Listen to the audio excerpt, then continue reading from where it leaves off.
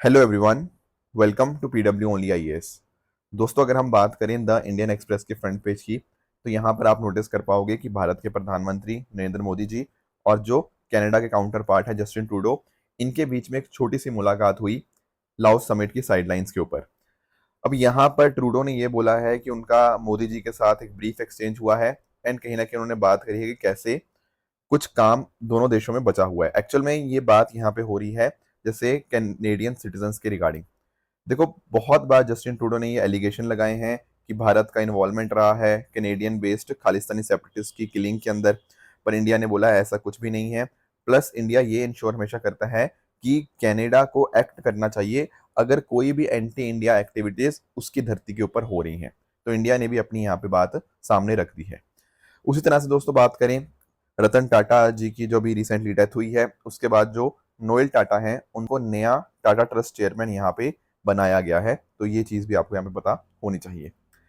एक दिमाग में आपके सवाल आएगा कि सर आज आप द इंडियन एक्सप्रेस क्यों लेके आए हो? नॉर्मली तो हम द हिंदू से डिस्कशन स्टार्ट करते हैं।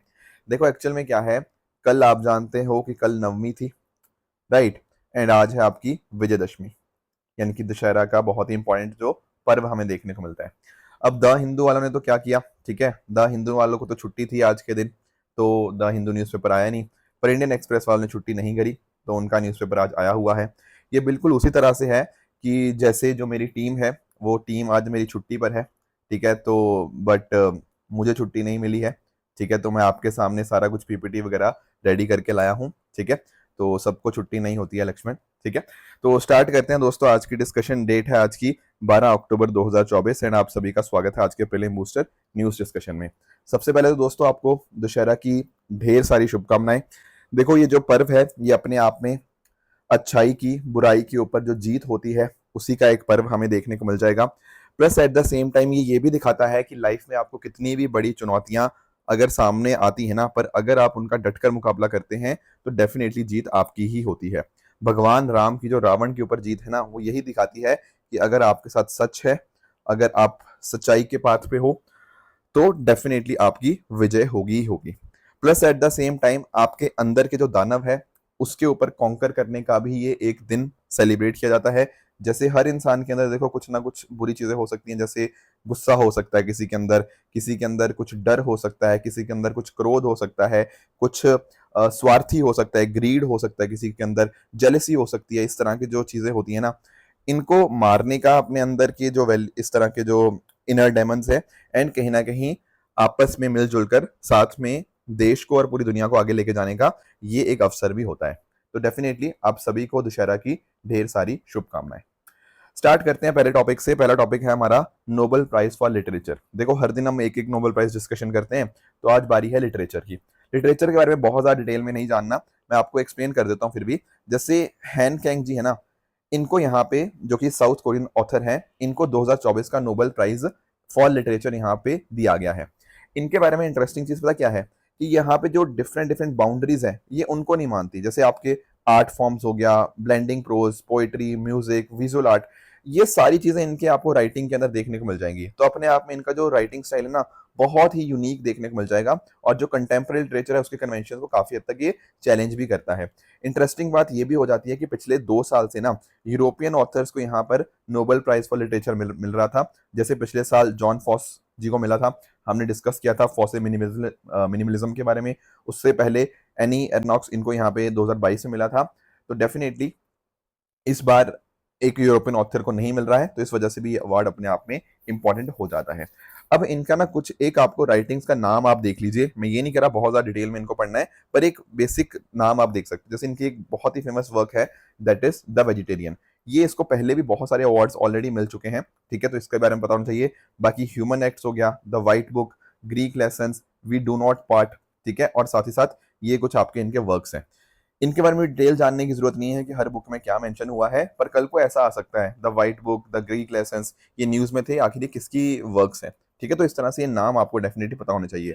अगर आप थोड़ा लिटरेचर में इंटरेस्टेड हो तो आप पढ़ भी सकते हो, that is up to you, पर एक बेसिक आइडिया आपको इनके बारे में जानना चाहिए। इसके अलावा दोस्तों बात करें, भारत की तरफ से भी नोबेल प्राइज फॉर लिटरेचर मिला था 1913 के अंदर, और वो मिला था रविंद्रनाथ टैगोर जी को।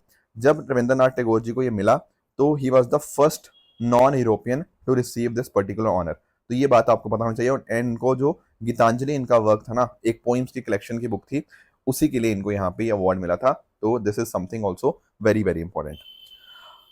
आगे चलते हैं अगले टॉपिक पे। RBI enhances transaction limits on UPI 123 and UPI light. सबसे पहले तो ना आपको यूपीआई लाइट और यूपीआई 123 पे इन दोनों का मीनिंग पता होना चाहिए।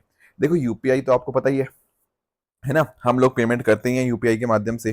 पर इसके अलावा भी कुछ हमारे पास फीचर्स हैं जिनको हम यूपीआई लाइट और यूपीआई 123 पे के नाम से जानते हैं।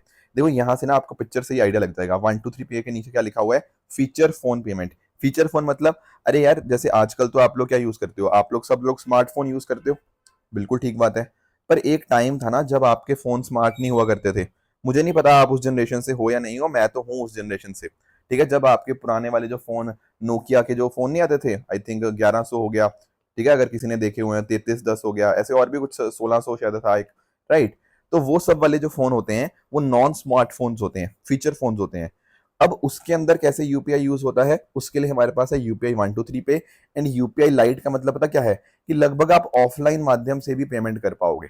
ठीक है, आजकल तो आपको इंटरनेट चाहिए होता है ना जब आप किसी का स्कैनर यूज करते हो, पर वन आपका यूपीआई लाइट के माध्यम से ना ऑफलाइन पेमेंट भी हो सकती है। तो थोड़ा सा इसको समझते हैं। जैसे यूपीआई लाइट क्या है, ये ऑन डिवाइस आपका वॉलेट देखने को मिल जाएगा। अब यहाँ पे क्या होगा, आपको ना क्या करना होगा, ऐप वॉलेट के अंदर पैसा पहले से ही कंट्रीब्यूट करना होगा अपने बैंक अकाउंट से। ये तो इंटरनेट से ही होगा, ठीक है ना। बट एक बार आपके वॉलेट के अंदर है, फिर आप रियल टाइम बेसिस के ऊपर पेमेंट कर पाओगे बिना इंटरनेट के। तो यानी कि जो डेबिट होगा ना, आपके पैसा कटेगा, वहां तो आपका बिना इंटरनेट कनेक्शन के हो जाएगा, पर जब आपको अकाउंट से पैसा डलवाना होगा तो वो चीज ऑनलाइन होगी। तो इसीलिए इसको बोला जाता है near offline mode. Completely offline नहीं है, नियर ऑफलाइन है। Plus at the same time अगर आपकी जो ट्रांजैक्शन है वो कम वैल्यू की है, तो वहां पर पिन एंटर करने की भी जरूरत नहीं है। Do you understand this point.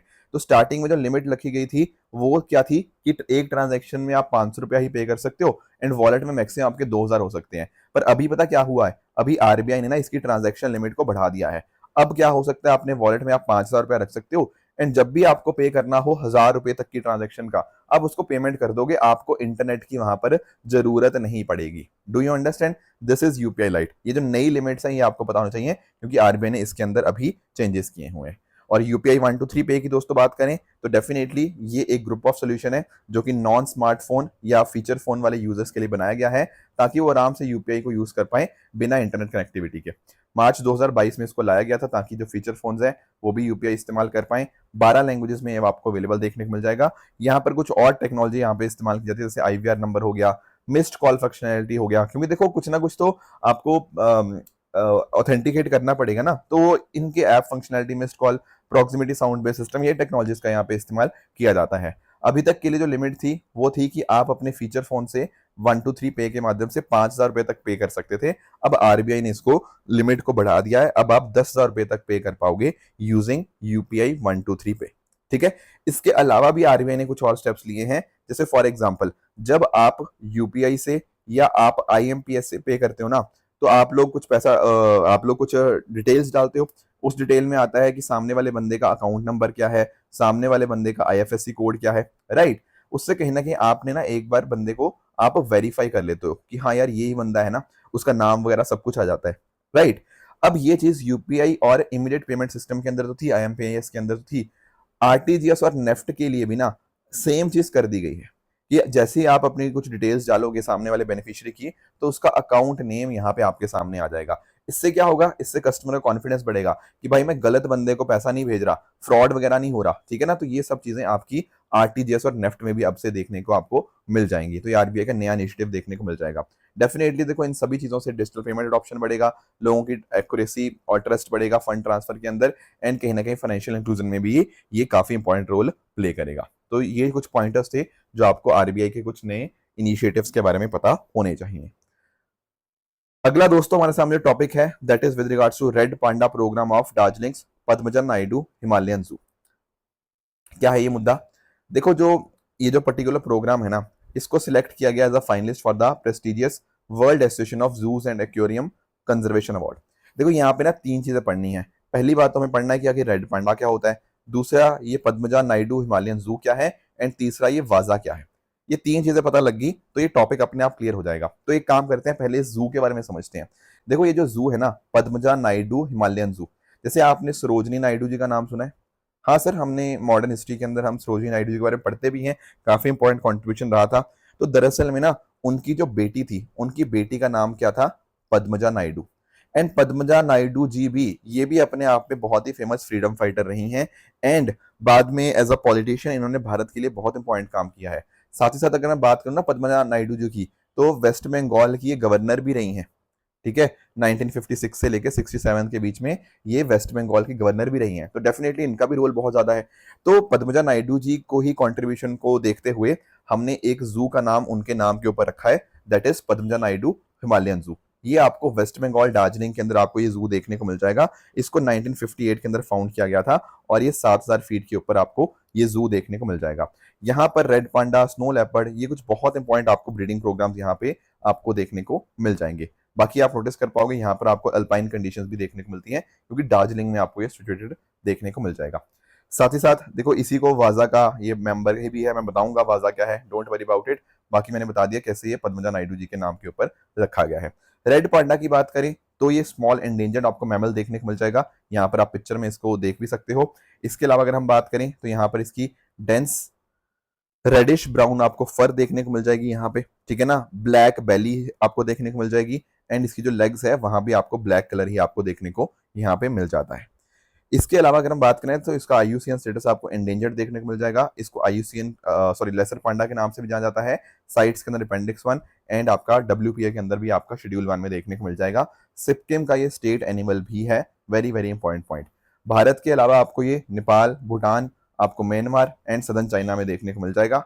India के अंदर देखो सिक्किम का तो आपका डेफिनेटली स्टेट एनिमल है ही है, पद्मजा नायडू में मिलता है तो आपको वो तो आपने देख लिया। इसके अलावा मेघालय और अरुणाचल प्रदेश में भी देखने को मिल जाएगा। इसकी डाइट आपको हर्बीवोरस देखने को मिल जाएगी, यानी कि प्लांट्स वगैरह को ये यहाँ पे खाता है। 2 सब स्पीशीज होती हैं भारत के अंदर, एक है हिमालयन रेड पांडा एंड दूसरा है चाइनीज रेड पांडा। ठीक है, तो बहुत सारी चीजें हम कर रहे हैं इनको यहाँ पे प्रोटेक्ट करने के लिए। लोकल कम्युनिटीज का रोल हो गया, रीजन्स के लिए बना रहे हैं, ठीक है, नेचुरल हैबिटेट्स के थ्रू इनको यहाँ पे प्रिजर्व किया जा रहा है।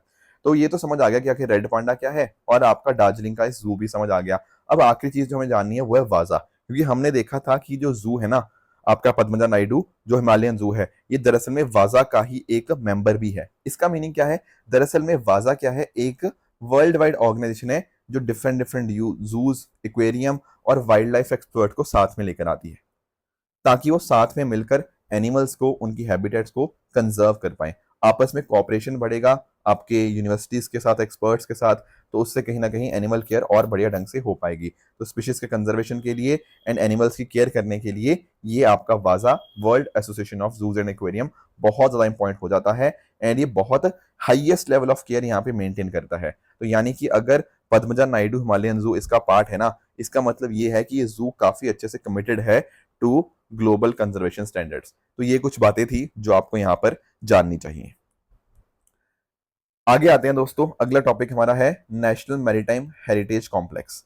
अभी देखो यूनियन कैबिनेट ने recently national Maritime Heritage complex की, जो लोथल के अंदर गुजरात, गांधीनगर गुजरात के अंदर है, उसकी यहाँ पे अप्रूवल दे दिया है। ठीक है, ये लोथल कहाँ पर है? गांधीनगर गुजरात तो आप जानते ही हो, बट लोथल आपने ना अपनी हड़प्पा सिविलाइजेशन जब आप पढ़ते हो, इंडस वैली सिविलाइजेशन, तो उसके अंदर आपने पढ़ा होगा। मैं थोड़ा सा आपको एक्सप्लेन करता हूँ। देखो हमारे ना जो प्रधानमंत्री जी हैं, उन्होंने काफी टाइम पहले एक बात बोली थी कि उनका एक विजन है। उनका विजन ये है कि भारत का ना जो मैरीटाइम हेरिटेज रहा है, जो कि अपने आप में 4500 साल पुराना है, हम चाहते हैं कि वो दुनिया के सामने उसको दिखाया जाए। दुनिया के सामने दिखाया जाए कि इंडिया पहले के टाइम के ऊपर भी कितना स्ट्रांग एक पावर था। तो उसी वजह से इंडिया की इस चीज को दिखाने के लिए हमने यहाँ पे डेवलप कर रहे हैं हम क्या, National Maritime Heritage Complex at Lothal Gujarat. और इसकी नोडल अथॉरिटी क्या है? आपकी Ministry of Port, Shipping and Waterways. मैं आपको एक्सप्लेन करता हूँ। देखो इसके ना अलग अलग फेजेस के अंदर इसको बनाया जा रहा है। पहले फेज के अंदर क्या होगा, ठीक है, यहाँ पे 2025 तक इसको कंप्लीट करना है। यहाँ पर आपका एक म्यूजियम बनेगा एक तरह से, और म्यूजियम के अंदर आपकी कुछ गैलरीज होंगी। 6 गैलरीज यहाँ पे बनाई जा रही हैं।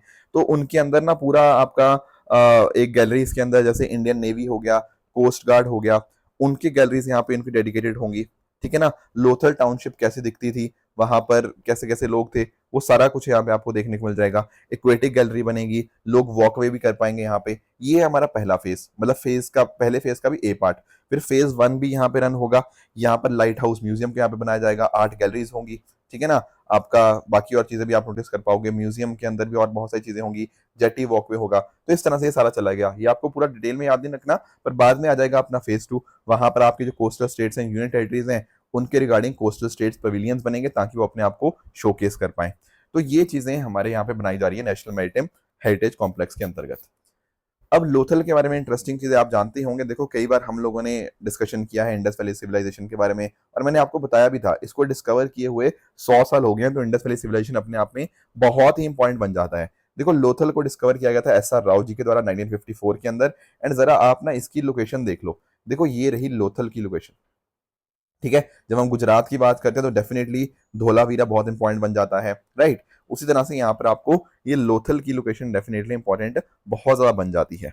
आपको ध्यान क्या रखना है, आपको ध्यान ये रखना है कि this is the oldest known artificial dockyard in the world. दुनिया का सबसे पुराना आर्टिफिशियल डॉकयार्ड और कोई नहीं बल्कि वो लोथल ही आपको देखने को मिल जाएगा, ठीक है। देखो बाकी जैसे आपकी सिटीज थी ना जहां पर आपको अपर टाउन देखने को मिलता था जिसको हम सिटाडेल के नाम से जानते हैं, और आपको देखने को मिलता था लोअर टाउन भी एक, तो लोथल के अंदर भी सेम चीज आपको देखने को मिल जाएगी। क्या आप मेरे एक सवाल का आंसर करोगे? कौन सी ऐसी हड़प्पन सिविलाइजेशन की साइट है जहां पर सिटी को 3 भाग में डिवाइड किया गया है? सोच के बताओ फटाफट। एक अपर टाउन भी है वहां पे, एक मिडिल टाउन भी है और एक लोअर टाउन भी है। बताओ बताओ, कमेंट करो फटाफट। The answer is Dholavira. यहाँ पे देख पा रहे हो धोलावीरा ऐसी साइट है जो 3 पार्ट्स में यहाँ पे डिवाइड है। एनीवेज वापस आते हैं अपने लोथल के ऊपर। तो लोथल की आप लोकेशन यहाँ पे समझ ही गए होंगे, ठीक है। ये जो आपका एरिया है ये आपको आपको गल्फ ऑफ खंबात के पास देखने को मिल जाएगा, और यहाँ पर आपको भगोवा रिवर आपको जो कि साबरमती की एक ट्रिब्यूटरी है वो देखने को मिल जाएगी। बाकी अदरवाइज लोथल की बात करें तो डेफिनेटली यहाँ पर बहुत सारे बीड्स, जेम्स, ऑर्नामेंट्स, यहाँ पे काफी सारी चीजें ट्रेड करी जाती थी। आपका मेसोपोटामिया, इजिप्ट और बाकी रीजन के साथ भी ट्रेड किया जाता था। एंड बाकी चीजें तो हमने चलो डिस्कस कर ही ली हैं, ठीक है। लोथल के अंदर तीसरी सबसे ज्यादा नंबर ऑफ सील्स पाई गई हैं among the Indian valleys, Indus valley civilisation sites. बाकी यहाँ पे बुल्स हो गया, माउंटेन गोट्स, टाइगर्स और बहुत सारे इस तरह से आपको बुल्स वगैरह यहाँ पे डिपिक्ट किए गए हैं। पॉटरी जो यूज होती थी वो रेडवेयर होती थी। ये सब चीजें तो आपने देखो पढ़ी हुई हैं इंडस वैली सिविलाइजेशन के अंदर। बाकी देखो इंपॉर्टेंट साइट्स मैंने यहाँ पे आपके लिए मेंशन कर दी हैं। जैसे धोलावीरा के अंदर आपको काफी अच्छा वाटर हार्नेसिंग सिस्टम देखने को मिल जाएगा। यूपीएससी ने एग्जैक्ट यही क्वेश्चन यहाँ पे पूछा भी हुआ था हमसे। बाकी इंपॉर्टेंट लोकेशन जो है आपकी वो मैंने यहाँ पे मेंशन कर दी है, तो प्लीज एक बार रीड कर लीजिएगा क्योंकि ये प्योरली आपका स्टैटिक हिस्ट्री का ही पार्ट है। अगला दोस्तों हमारा टॉपिक है with regards to World Post Day. देखो हर साल अक्टूबर की स्टार्टिंग के अंदर आपका वर्ल्ड पोस्ट डे सेलिब्रेट किया जाता है ताकि जो पोस्टल सिस्टम का रोल है कम्युनिकेशन के अंदर, ट्रेड के अंदर, डेवलपमेंट के अंदर, उसको हम रिकॉग्नाइज कर पाए।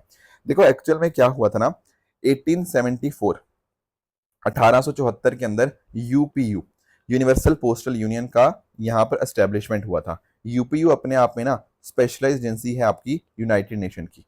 तो 1874 में एस्टेब्लिश किया गया था ताकि दुनिया भर में एक यूनिफाइड पोस्टल सिस्टम बन पाए एंड अकॉर्डिंगली मेल एक्सचेंज जो ग्लोबली मेल एक्सचेंज है उसको हम और एफिशिएंट कर पाए। अब देखो 150 साल कंप्लीट हो गए हैं, हम 150 साल इसको सेलिब्रेट कर रहे हैं, तो डेफिनेटली इट बिकम्स इंपॉर्टेंट। बाकी इसको बनाया गया था ट्रीटी ऑफ बर्न जो कि 1874 में एस्टेब्लिश हुई थी, एंड इसके हेडक्वार्टर्स आपको बर्न स्विट्जरलैंड के अंदर ही देखने को मिल जाएंगे। फिर लगभग 95 ईयर्स के बाद ना 1969 में डिसाइड किया गया कि हम हर साल वर्ल्ड पोस्ट डे यहाँ पे सेलिब्रेट किए जाएंगे। ये आपका जो टोक्यो के अंदर उस साल कांग्रेस हुई थी ना उसके अंदर यहाँ पे डिसाइड हुआ था। अब इस साल की थीम यही है 150 years of enabling communication and empowering people across the Nations. और आप जानते ही होंगे कि पोस्टल सर्विस की इंपॉर्टेंस हर जगह है, चाहे कम्युनिकेशन की बात करें तो लोगों को कनेक्ट करेगा, ट्रेड क्यों, क्योंकि गुड्स एंड सर्विसेज के लिए उसको मदद करता है, साथ ही साथ सोशल प्रोग्रेस, इकोनॉमिक ग्रोथ के काफी हद तक सपोर्ट करता है, ई कॉमर्स में भी डेफिनेटली इसका रोल है एंड फाइनेंशियल इंक्लूजन में भी ये मदद करता है। तो ये सब टॉपिक्स है जो आज हमें यहाँ पे डिस्कस करने थे। अब चल लेते हैं अपने क्वेश्चंस की तरफ। देखो कल आप लोगों ने बहुत सारे कमेंट्स करे, बहुत अच्छा लगा आपको ऐसा देख के। अब देखो डेली बेसिस पे आप ऐसे ही कमेंट किया कीजिए, ठीक है। डेली मुझे बोलना ना पड़े कि यार कमेंट क्यों नहीं कर रहे हो, क्योंकि देखो एक तो आपका पार्टिसिपेशन भी दिखता है इस चीज के अंदर, हमारी टीम को भी अच्छा लगता है, plus at the same time आप भी अपनी गलतियों से सीखते रहते हो। कई बार हमें लगता है ना कि यार सर करा ही तो रहे हैं, सर बता ही तो देंगे इसका आंसर, पर उसका पर्पज नहीं सर्व हो रहा। आपकी नॉलेज भले ही इससे बढ़ती रहती है, फिर आप एग्जाम में जब जाते हो तब आप कहते हो कि सर मुझे आता था, आता हुआ गलत हो गया। ठीक है, वो इसीलिए गलत होता है क्योंकि आपने कभी ढंग से उसको प्रैक्टिस ही नहीं किया। तो कोशिश किया करो कि सारे क्वेश्चन जितने भी मैं दे रहा हूँ उनका आंसर आप मुझे कमेंट से बताया करो, और सिर्फ कुछ लोगों से नहीं, मैं सबसे ये बात कर रहा हूँ। तो द क्वेश्चन नंबर 1 जो आपके सामने है जिसका आप आंसर मुझे बताओगे, that is with regards to traffic. Question number 2 जो होगा वो आपका न्यू इंडिया लिटरेसी प्रोग्राम के बारे में है, तो इसको आप पढ़िएगा, उसका आंसर मुझे बताइएगा। क्वेश्चन नंबर 3 आपके सामने है सोलर पैराबोलॉइड टेक्नोलॉजी के बारे में। तो ये 3 क्वेश्चंस का आंसर आप मुझे कमेंट्स में बता सकते हो। कल मैंने आपको एक होमवर्क दिया था, that is with regards to Miyan Tansen. अब देखो यार, ये क्वेश्चन ना कुछ बच्चे बोलेंगे टफ है, कुछ बोलेंगे इजी है, ये पर्सनली अपने अपने ऊपर डिपेंड करता है। पर मेरे हिसाब से क्वेश्चन थोड़ा इजियर साइड के ऊपर है। एक्चुअल में ना थोड़ा सा ना आपको एमसीक्यू के स्किल्स सीखने चाहिए, मेरा ऐसा मानना है, और मैं थोड़ा सिखाने की कोशिश भी करूंगा इस पर्टिकुलर क्वेश्चन के माध्यम से। देखो, पहली चीज मैं आपको ये बता दूं कि नॉलेज सबसे ज्यादा इंपॉर्टेंट है। नॉलेज के सामने तो कोई भी चीज नहीं है। बट कई बार ऐसा चीजें आ जाती हैं जब नॉलेज भी हमारे पास होती है, बट कई बार क्वेश्चन बहुत रैंडम आ जाते हैं। उस केस में कुछ अगर आपके अच्छे एमसीक्यू स्किल्स होंगे तो आपको मदद करेंगे अपने आंसर तक पहुंचने के लिए। अब देखो यार, आपके सामने 4 स्टेटमेंट दी हुई हैं और इसने ये पूछा हुआ है कि इनमें से करेक्ट क्या स्टेटमेंट नहीं है। अब ध्यान से इसको देखना। देखो, जो पहली स्टेटमेंट ना अपने आप में बहुत ही स्पेसिफिक है। वो कह रहा है कि भाई तानसेन का जो टाइटल है ना वो यहाँ पे एम्परर अकबर ने दिया था। बाकी अगर आप तीनों स्टेटमेंट्स आप पढ़ोगे, यहाँ पे कह रहा है कि तानसेन ने बहुत सारे राग इन्वेंट किए, बहुत सारे सॉन्ग्स बनाए अपने पैटर्न्स के लिए, और साथ साथ ध्रुपद बनाए हिंदू गॉड एंड गॉडेसेस के लिए। स्पेशली अगर मैं बात करूँ सी एंड डी की ना, तो ये तो बहुत ही जनरल स्टेटमेंट्स है। अब आपको से पूछा हुआ है इनमें से क्या गलत होगा। देखो, जब भी कभी ऐसा हो कि आप जनरल और स्पेसिफिक के बीच में कंफ्यूज हो ना, तो नॉर्मली ऐसा होता है कि जनरल स्टेटमेंट्स अपने आप पे नॉर्मली ट्रू होती है। मैं फिर से बोल रहा हूँ, नॉलेज सबसे ज्यादा इंपॉर्टेंट है, पर कई बार ऐसा देखा गया है कि जनरल स्टेटमेंट अपने आप में काफी ट्रू होती है। जैसे फॉर एग्जाम्पल, अगर आप हिस्ट्री बुक में पढ़ोगे तो इस स्टेटमेंट को अगर मुझे गलत प्रूफ करना है ना कि तानसेन ने कोई राग इन्वेंट नहीं किया, मतलब तानसेन ने राग इन्वेंट किया है, इसको गलत प्रूफ करना मतलब कि किसी हिस्ट्री बुक में ये लिखा हो कि तानसेन ने अपनी पूरी जिंदगी में कोई भी राग इन्वेंट नहीं किया। क्या ऐसी स्टेटमेंट हो सकती है किसी हिस्ट्री बुक के अंदर? नहीं हो सकती। लॉजिकली सोचा करो, तो ये स्टेटमेंट करेक्ट होगी, नॉट करेक्ट नहीं होगी। इसीलिए थर्ड स्टेटमेंट भी आप देख लो, यहां पर भी सेम लॉजिक के साथ आप कह सकते हो कि तीसरी स्टेटमेंट भी सर ठीक होनी चाहिए, और न्यू नॉट करेक्ट पूछा ना, इसलिए मैं कह रहा हूँ थर्ड भी ठीक होनी चाहिए। बात करें देखो सेकंड स्टेटमेंट की, दरअसल में ये भी अपने आप में काफी हद तक करेक्ट ही है। एक्चुअल में क्या है, गलत क्या है, स्टेटमेंट नंबर 1। स्टेटमेंट नंबर 1 गलत पता क्यों है? क्योंकि एक फैक्ट है, और इस फैक्ट का आंसर क्या है कि जो आपको ये टाइटल यहाँ पे दिया गया था ना, ये ग्वालियर के राजा विक्रमजीत जी थे, उनके द्वारा दिया गया था। तो ये फर्स्ट स्टेटमेंट थी, स्पेसिफिक थी बहुत ज्यादा। अगर आपको नॉलेज थी तो बहुत ही बढ़िया है, नहीं थी तब भी आप काफी हद तक इस क्वेश्चन का आंसर कर सकते हो। नॉट करेक्ट पूछा था तो option number A will be the correct answer. ठीक है, दूसरे क्वेश्चन पे आते हैं। दूसरा क्वेश्चन मैंने आपसे पूछा था ब्राजील और इंडिया किस किस के मेंबर्स हैं यहाँ पे। देखो, ब्रिक्स के मेंबर तो हैं ही हैं, अब तो मेंबरशिप और इंक्रीज हो गया ब्रिक्स की, पर बी से ब्राजील, आई से इंडिया, इसमें तो कोई डाउट होना ही नहीं चाहिए। बात करें दोस्तों बेसिक की, तो बेसिक में भी आपके ब्राजील, साउथ अफ्रीका, आपका इंडिया और चाइना, ये 4 देश देखने को मिल जाएंगे। G20 के अंदर तो भारत तो है ही है, और इवन आपका ब्राजील भी है। G4 के अंदर मैंने आपको बताया था ब्राजील, इंडिया, जर्मनी और जापान। ये कुछ दिन पहले मैंने डिस्कशन किया था, जो यूनाइटेड नेशन के अंदर परमानेंट सीट के लिए यहाँ पे आपस में कोलैबोरेट कर रहे हैं। दोस्तों, बात करें इब्सा की, तो इब्सा के अंदर इंडिया, ब्राजील और साउथ अफ्रीका, ये 3 देश आपको देखने को मिल जाएंगे। एंड इंटरनेशनल सोलर अलायंस तो भारत का तो है ही है, और इवन आपका ब्राजील भी इसका पार्ट है। तो एक्चुअल में ऑल 6 आर करेक्ट हियर, और सभी के सभी 6 के यहाँ पर आपको मेंबर देखने को मिल जाते हैं। अगला दोस्तों टॉपिक था आपकी डिजीजेस के रिगार्डिंग कि कौन कौन सी यहाँ पे मेटल्स हैं, उनके कॉरस्पॉन्डिंग कौन सी डिजीज होती है। यहाँ पर एक्चुअली इंटरचेंज कर दिया गया है, यूपीएससी ने ऑलरेडी क्वेश्चन पूछा हुआ है इसके ऊपर। मरकरी से देखो होती है आपकी मिनीमाटा, और कैडमियम से होती है आपकी इटाई इटाई डिजीज। तो पहले दोनों यहाँ पे ना इंटरचेंज हो चुके हैं, पर अगर मैं बात करूं तीसरे स्टेटमेंट की, वो आपका बिल्कुल करेक्ट है। तो करेक्ट कौन सा हुआ? सिर्फ और सिर्फ तीसरा। तो ये बात आपको यहाँ पे पता होनी चाहिए। ठीक है, कुछ स्टेटमेंट्स हैं यहाँ पे ट्रू एंड फॉल्स के कॉन्टेक्स्ट के अंदर, इनको आप बताइएगा कि कौन सा ठीक है कौन सा गलत है। भाई, कल जो मैंने आपको होमवर्क दिया था एक था मालाबार एक्सरसाइज के बारे में, इसको 1992 के अंदर इनिशिएट किया गया था, तो पहला स्टेटमेंट आपका यहाँ पे इनकरेक्ट हो जाएगा। मेस ऑब्जर्वेटरी की बात करें, डेफिनेटली BARC थी, और साथ साथ कुछ और एंट्रीज भी थी, but this statement is correct. हम सफर पॉलिसी आपकी टूरिज्म मिनिस्ट्री नहीं बल्कि आपकी Ministry of road transport and highways की है, ये बात आपको पता होनी चाहिए। तो ये स्टेटमेंट आपका इनकरेक्ट हो जाएगा। दोस्तों, ये थी आज की डिस्कशन। इसी तरह से आप भी अपने एंड पे हार्डवर्क करते रहिए। Thank you so much for joining. All the very best.